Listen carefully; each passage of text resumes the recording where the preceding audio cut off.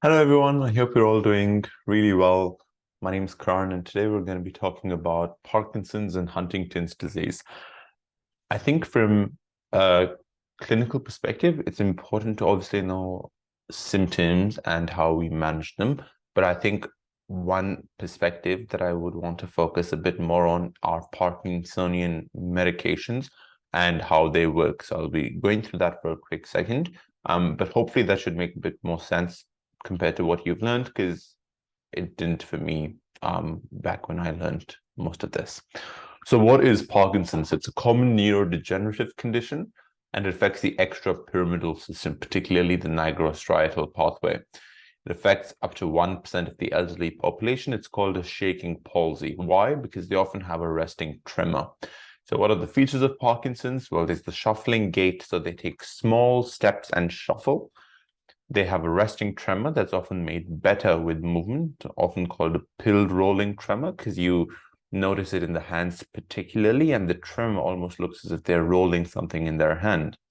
Bradykinesia, hyporeflexia, and rigidity, which is often cogwheel-like. Other features also include some cognitive slowing and bradyphrenia. So, that's just a visual representation of what happens, but more importantly, let's go through why you get Parkinson's disease. Now, in most cases, Parkinson's is completely idiopathic, which means that, it's a progressive thing that we can't attribute a cause to, but in some cases, you can have Parkinson's due to drugs like anti-epileptics, particularly heavy metal and arsenic poisoning, and of course, encephalitis. Parkinson's does happen as well.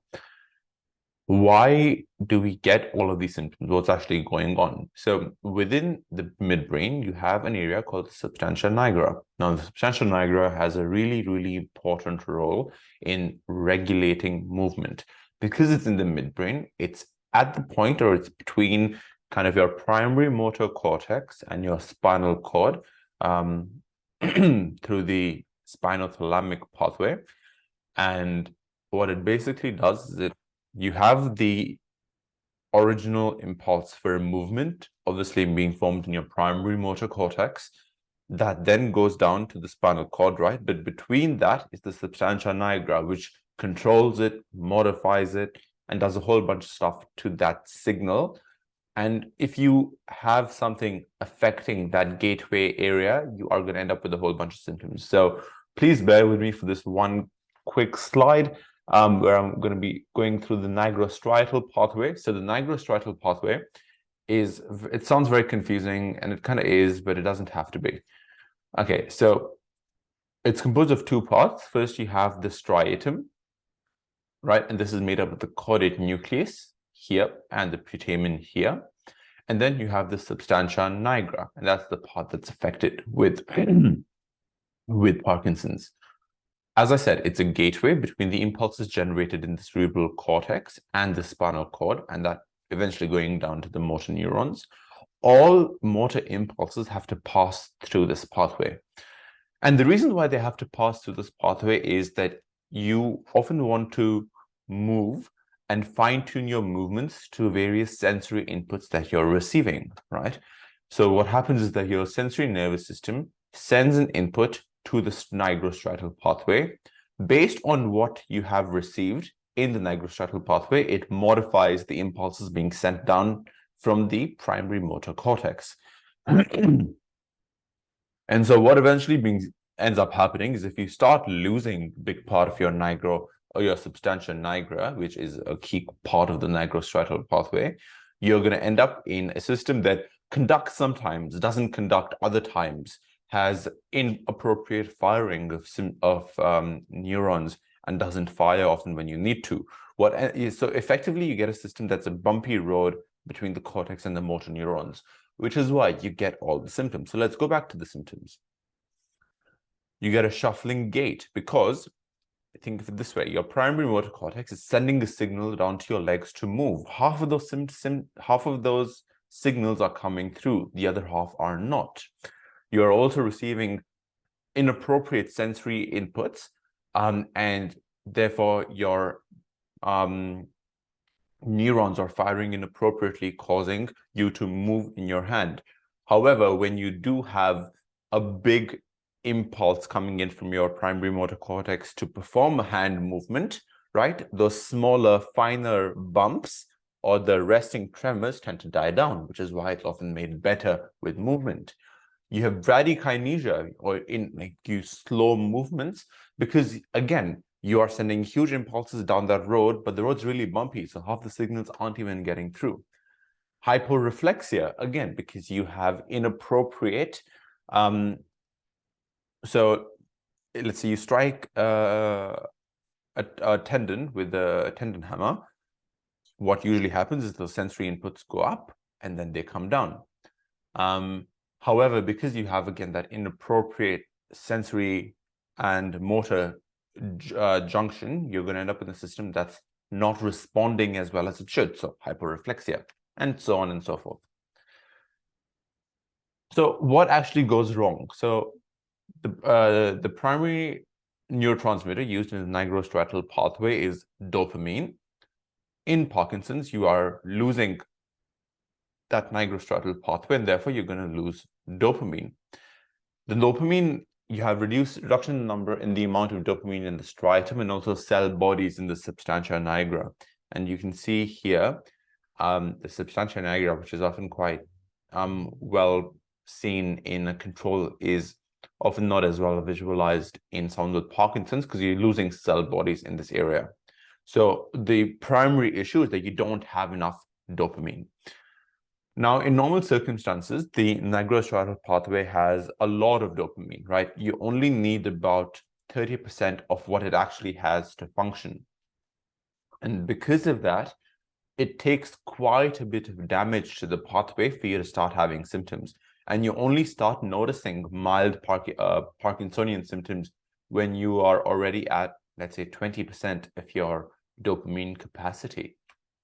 So how can we fix this? Well, the simple answer is, well, we want more dopamine. How can we get more dopamine into the system? Well, a few ways, and I'm sure you can kind of logically work your way through this. You can either give literally just more dopamine. You can give something that looks like dopamine but isn't dopamine. You can slow down the metabolism or breakdown of dopamine, so you end up with more dopamine. Or you can alter the efficiency of the neurotransmitter, so you require less dopamine to generate the same input. The issue being, it would be really nice if we could just pump them with more dopamine, and that just goes to their nigrostriatal pathway and solves everything, but that often doesn't happen. And can't, because dopamine itself cannot cross the blood-brain barrier. However, what we can do, we can give them a precursor for dopamine called we can give them a precursor. The precursor can cross the blood-brain barrier and then eventually get converted to dopamine by dopa decarboxylase, the enzyme. And that drug is called levodopa. So we can give them levodopa. It enters their circulation. Part of it would cross the blood-brain barrier and get converted to dopamine by dopa decarboxylase. Now that sounds like a pretty good fit to it, right? However, it's often problematic in more ways than one, and let's go through that. Because of its very short half-life, you give a medication, you end up spiking. So you end up in a situation where you have too much dopamine for a short period of time and then not enough dopamine. It's kind of like insulin, right? Where you give someone insulin and it spikes and then it again plummets down, except with dopamine. So if you overshoot, you actually you can have excessive movements or dyskinesia compared to bradykinesia that you get because of not enough dopamine. And also dopamine acts peripherally as well and can cause nausea and vomiting. So that's also not good. So what can we do? So we can give them a dopamine agonist. So something that is like dopamine, but not dopamine. And it's less likely to cause dyskinesia, but it still can cause nausea and vomiting because it again acts on peripheral dopamine receptors as well. So medications like bromocriptine and cabergoline can often be used as dopamine agonists. Going back to our issue with levodopa, it seemed like a pretty good drug in terms of we can just give it and it gets converted to dopamine, but we have another big problem. You know how I talked about how levodopa gets converted into dopamine through this enzyme called dopa decarboxylase that's within the brain? It turns out that enzyme is also in the peripheries. So when you give someone levodopa, they have that conversion to dopamine happening both in the brain and peripherally as well. And that's not good because levodopa in the peripheries is going to end up converting and using up a lot of levodopa. Dopa decarboxylase in the periphery is going to end up using up a lot of that levodopa, and not enough of it is going to cross the blood-brain barrier.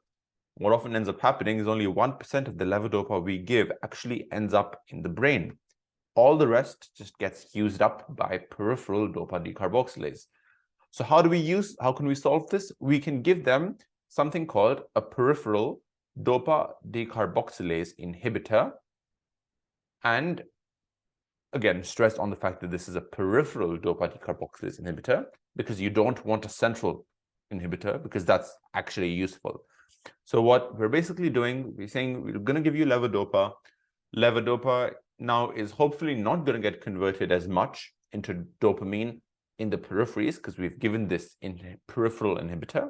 So more of it can actually go across the blood-brain barrier and get converted to dopamine where it needs to be. And this is a medication called carbidopa. So we have levodopa, carbidopa. And by doing so, we can actually reduce the amount of levodopa we give by up to 75%. However, we have another problem, and we have so many problems with Parkinsonian medications. So turns out that by blocking dopa decarboxylase, we end up with levodopa being broken down by this other enzyme called COMT. And COMT just breaks down levodopa into a useless compound. So unlike central dopa decarboxylase, COMT is just a shit enzyme, really. So what we want to do, we want to block COMT as well. So that way we can have better levodopa efficiency. So we can give another medication called a COMT inhibitor, like entacapone. Lastly, we have another enzyme called MOAB, or monoamine oxidase B, and we can give them a MOAB inhibitor like selegiline. Yes, selegiline. And again, by blocking that inhibitor, you're going to end up with more levodopa and more room for it being converted into dopamine. So here's that diagram, and it goes through everything we've just talked about. So let's start here. Normally, we give them levodopa. Up to 99% of it is going to get converted by dopa decarboxylase in the periphery. 1% is going to enter the blood-brain barrier, and that's, again, going to be converted to dopamine. That's a pretty shit ratio. So what are we going to do? We're going to give them carbidopa on top of that. Carbidopa is going to block dopa decarboxylase in the periphery. You're going to get much more levodopa crossing the blood-brain barrier. We're also going to block COMT, that horrible enzyme that basically ruins levodopa, through something called entacapone. And again, COMT is found on both sides of the blood-brain barrier. So we've given carbidopa, that's blocked peripheral dopa decarboxylase. We've given a COMT inhibitor that's going to block this conversion in the peripheries, but also this conversion centrally. We've also then given them another medication called selegiline that's going to block the monoamine oxidase B and prevent that breakdown. And then finally, we also have our dopamine agonists like bromocriptine that's directly going to affect the receptors. Hopefully that made a bit of sense. If it didn't, that's okay. You don't need to know any of these mechanisms. As long as you know the names of the medications, you should be really good to go. In terms of the progression of Parkinson's disease, as I mentioned, the efficiency of levodopa is often going to depend on the reserve of dopamine you have, much like with insulin. If it's early Parkinson's disease, by giving them a bit of levodopa, you can often be in that good golden zone where Anything below this line is not good enough. Anything above this line is just too much. So it's dyskinesia. And we want to stay in this nice middle zone, right? So early is not too bad. However, with moderate and advanced Parkinson's disease, you have a really low baseline to begin with, and you can spike them up really well, but they're going to drop really quickly. So your odds of staying in that golden zone and the time you spend in the golden zone progressively gets shorter and shorter, which is why it's a big problem. That's all you need to know about Parkinson's. Huntington's disease, on the other hand, is kind of the polar opposite of Parkinson's disease. In terms of why do you get it, it's a trinucleotide repeat of CAG. And it has, unfortunately, 100% penitence rate, which means if you are autosomal dominant, you are going to get Huntington's disease. The age of onset is 35 to 45, and death occurs usually within 5 to 10 years or 15 years of onset of symptoms. The reason you have this is you lose GABA neurons in the striatum, and GABA is an inhibitory neurotransmitter, and that's going to cause dopamine hyperactivity. So again, the symptoms you're going to get are going to be of dopamine excess, right? So kind of the polar opposite of what you get when you don't have enough dopamine. So you're going to have things like chorea, which is just involuntary movements, myoclonic jerking, and rigidity, because your muscles are just activated, that you can't move. You can give something like a GABA agonist, or a dopamine or a dopamine antagonist, but they have really poor efficiency. And that's all really you need to know. The sad thing about Huntington's is that the age of onset is 35 to 45, right? Which means that before this, they have often no symptoms. And a lot of people have children before they are 35 years old. So what often ends up happening is they have kids and then they get newly diagnosed with Huntington's. And it's, yeah, it can be pretty grim. That's a rather grim note to end on. I had a few of those recently. But no, apart from that, I hope you're all doing really well. Again, if you have any questions, please feel free to get in touch. I'm always happy to answer them. Yep, and as always, just make sure you look after yourself and look after your friends and loved ones.